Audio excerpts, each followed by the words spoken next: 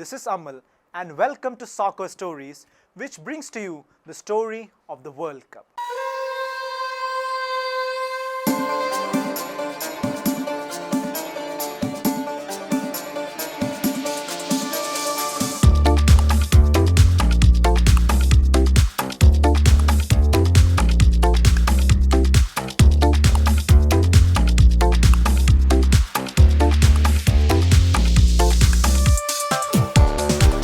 However, prior to getting to that, let us trace ourselves to the origins of football, the game as such. So how did football, or soccer as it is also called, evolve from a violent kickabout into the beautiful game? Let's go back in time and dig into the history of the game.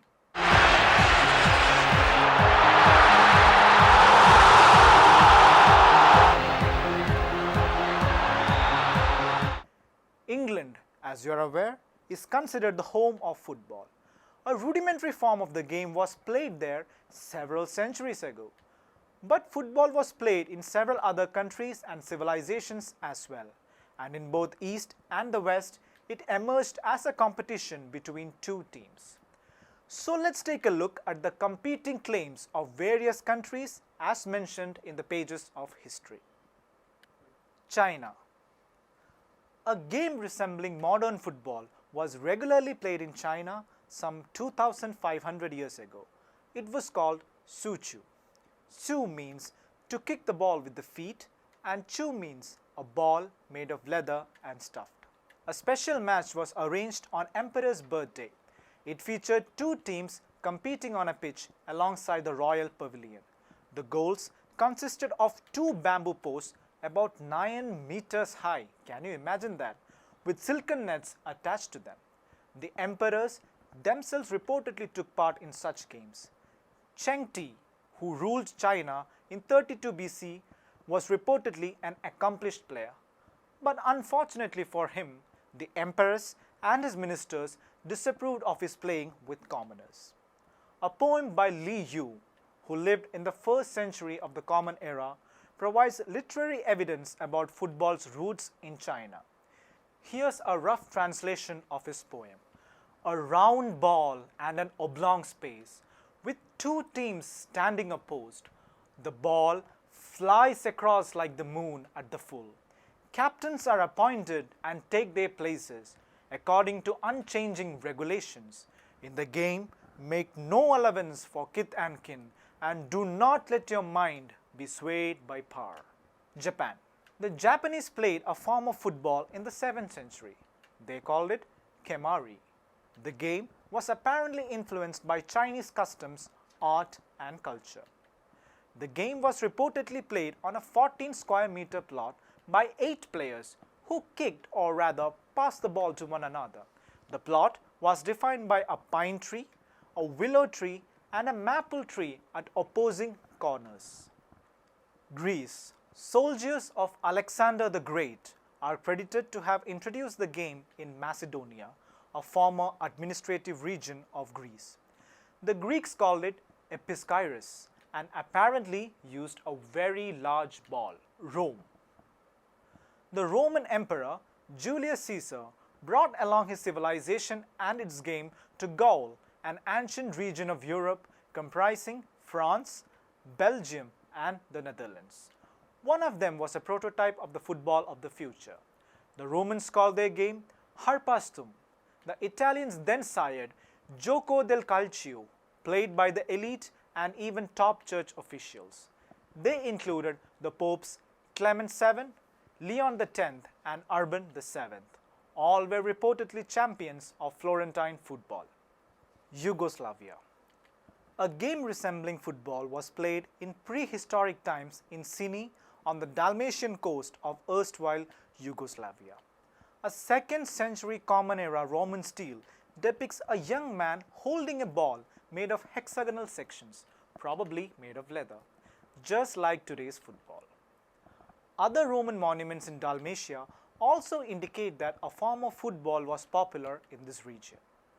France. French novelist Émile Soubest believes Football was brought to England by the followers of William the Conqueror after the Battle of Hastings in 1066. And you know, he may be right. Recent research has advanced the case that most ball and club games like tennis, golf, and even cricket originated in France.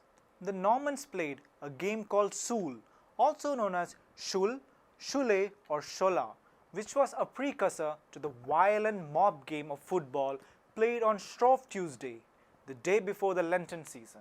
Perhaps 500 sides started to play in the marketplace at midday and the game continued till sunset.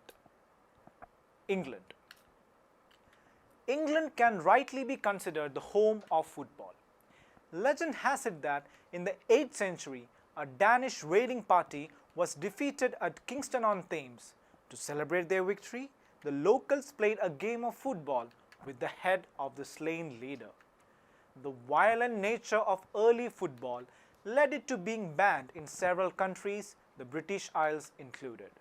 King Edward II forbade the playing of football in 1314, and after him, Edward III, Richard II, Henry IV, and even Scottish kings James I and James II followed the suit. In 1572, Queen Elizabeth I sternly ordered that no football to be used or suffered within the city of London.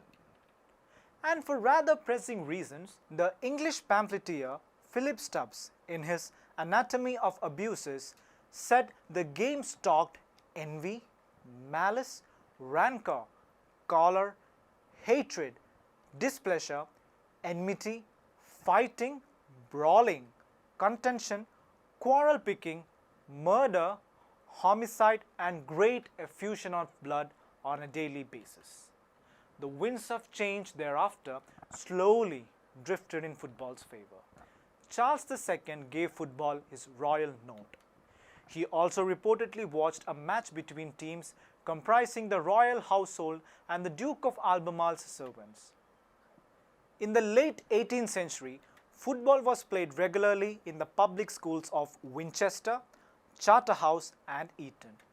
But each school played according to its own rules. This made it impossible for them to play each other. The need of the hour was common rules. So, the Cambridge Rules of 1848 were written. But many teams still played by their own rules, including Sheffield, the oldest registered football club in the world, formed in 1855. In 1862, clergyman John Charles Thring drew up 10 simple rules for the simplest game ever invented. Some of these rules are still followed today, even after 120 years of organized football. A year later, a set of more elaborate rules were drafted at 2 meetings held independent of each other. The FA is born. The meeting that took place on October 26, 1863 at the Freemasons Tavern, Great Queen Street, London, was attended by representatives of 11 clubs. They collectively sired the Football Association, better known as FA. It's the world's oldest national football association. The famous FA Cup was kick-started in 1871. On 1st November 1872, England played the first international football match versus Scotland at the Hamilton Crescent in Glasgow, Scotland. It was a goalless draw. The Scottish FA was formed in 1873. Wales followed in 1876 and Ireland in 1880. The Industrial Revolution in the late 18th and early 19th centuries altered Britain's social and economic dynamics forever. The change from an agricultural to an industrial nation and the growth of the railway system took football all over Britain. British colonialists, expatriates, traders, and even missionaries then spread the gospel of the game to the 4 corners of the world. FIFA is formed. World Cup launched as football spread to various countries. Officials there formed their own national associations. Denmark, Holland, Argentina, Belgium, Chile, Switzerland, Italy, Germany, Czechoslovakia, Brazil, and Norway did so in the late 19th century and 20th century. The need for an international body to run the game then assumed importance. This led to the establishment of FIFA on May 21, 1904 in Paris. Representatives from 7 countries, France, Belgium, Denmark, the Netherlands, Spain, Sweden and Switzerland were involved. FIFA then gave itself the right to host an international competition for the World Cup. It, however, took 26 years before they kicked off the World Cup in 1930. And like the Olympics, it required a Frenchman, Jules Rimet, to make FIFA's dream a reality.